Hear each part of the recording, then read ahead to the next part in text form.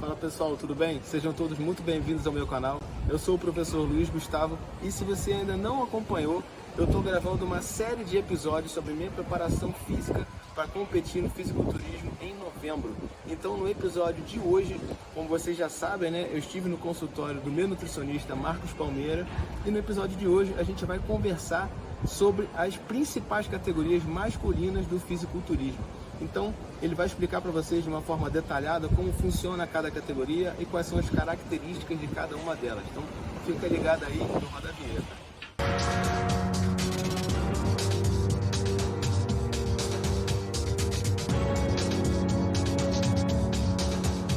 Galera, vamos lá. Estou aqui de novo com o meu amigão, nutricionista Marcos Palmeira. E hoje a gente vai falar para vocês sobre as categorias do fisiculturismo, né? O Marcos ele tem uma experiência muito maior nisso do que eu, questão de campeonato, já competiu diversas vezes, né, Marcos? E aí ele vai falar um pouco sobre cada categoria, sobre as características físicas de cada um, o que privilegia, o que não é tão interessante assim, né? Isso aí. Fala aí, Marcão. Fala pessoal, tudo bem? Beleza? Então, gente, no fisiculturismo, falando das categorias masculinas, a gente tem o seguinte: primeiro que depende da federação, né? Cada federação tem características específicas com categorias diferentes, né? Levando em consideração que no Rio de Janeiro, né, as categorias, por exemplo, da BRAF, né? A federação, a gente tem a categoria que chama Body Shape ou Body Muscle, são categorias que simulam um surfista, por exemplo, um cara de praia, né? Essa categoria é de sunga, não aquela sunga que vocês estão acostumados de sunguinha de barbeiro, que é sunguinha pequena, não. Sunga de praia tradicional.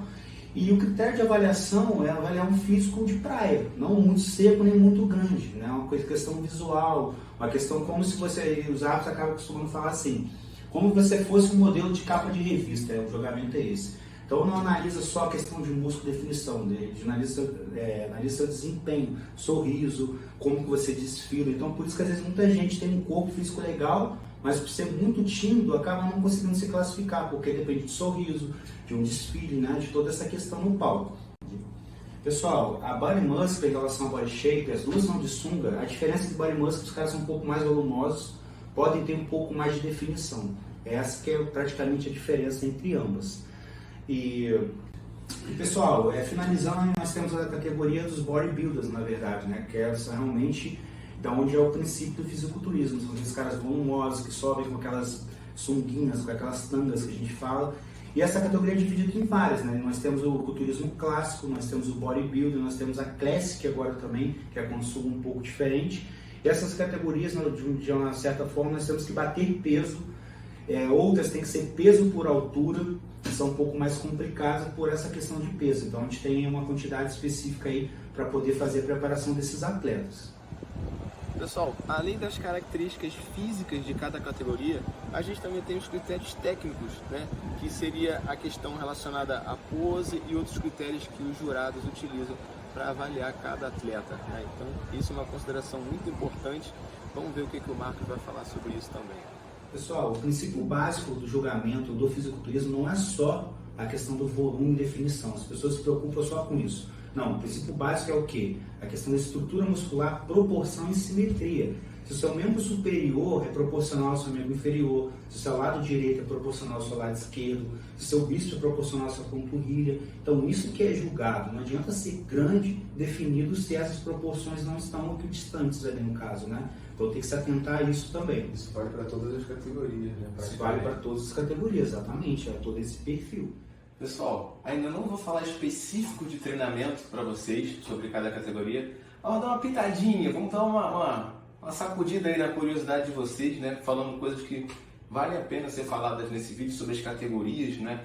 A gente viu as diferenças das categorias que são um pouco maiores em relação à massa muscular, outras não são tantas assim. Mas essa proporcionalidade que existe, ela é muito interessante, muito específica. Tanto que se você apresentar uma peculiaridade de uma categoria em outra, você é desqualificado, né? Você é eliminado daquela disputa. E aí, de uma forma que o treino ele precisa ser muito bem prescrito e orientado para que você não saia da sua categoria. Por exemplo, um indivíduo que é da body shape, por exemplo, body muscle muito seco, será eliminado, né? Como bem o Marcos comentou com vocês. e questões relacionadas à estrutura física. O Men's Physique, por exemplo, que não tem aquela V-shape, também não está adequado à categoria. Então, por exemplo, o Men's Physique, o que a gente precisa priorizar no treino dele? Um treino de deltoides e trapézio, né, para poder a envergadura da pessoa ficar maior, mais largo, o ombro, e os dorsais, né, para formar realmente aquele shape em V. Né? Já o treino de perna não tem tanta necessidade de você enfatizar coxa, por exemplo, já que ele compete de bermuda. Né? Já a panturrilha tem que estar ok, mas nem tanto. Já, por exemplo, um bodybuilder. O bodybuilder, né, aquela sunguinha de bodybuilder, né, a tanga, não tem como, ele precisa ter uma massa muscular muito privilegiada, e para essa categoria, quanto mais seco, melhor. Né? Então, são formas, são perspectivas em relação à categoria que a gente precisa bater muito na tecla, tanto no treino quanto na dieta, para que o indivíduo não fique fora daquela categoria. Porque olhando às vezes esteticamente, o cara, nossa, ele está com um shape maravilhoso, beleza. Mas para aquela categoria que ele vai disputar, às vezes não está. Né? Às vezes ele está muito acima do que deveria estar a categoria. E aí, consequentemente, ele é desclassificado por não estar apresentando as características da categoria. E fora outras coisas também que o Marcos comentou, como, por exemplo, a simpatia, nas categorias que valem a questão da simpatia, né?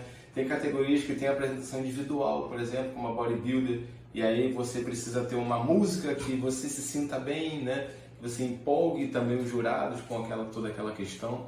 Né? Mas não vou falar muito de treino agora não. Segura que o próximo vídeo, né, o episódio 4, eu vou falar especificamente sobre treino. Inclusive foi um treino muito legal que eu dei com o Marcos na academia que ele está habituado a treinar. Então não perca não, valeu? Pessoal, para finalizar, depois dessa aula incrível aí do Marcos, né, dando um show como sempre sobre fisiculturismo, ele é um cara que tem muita experiência nessa área. A categoria que eu vou participar, né, qual será? Como eu sou iniciante, né, a categoria que é mais indicada seria a Body Shape ou a Body Muscle, né? Com a diferença entre as duas, como vocês viram, a Body Muscle ela tem uma muscularidade um pouco maior, né? O cara tem um pouco mais de massa muscular. E aí eu vou lançar esse desafio para mim e vou entrar na Body Muscle, beleza, galera? Então é isso aí. Então se vocês gostaram do conteúdo, gostaram desse vídeo, já clica aí no curtir, manda para outras pessoas para elas poderem ver também. E é isso, se inscreve no canal. Valeu!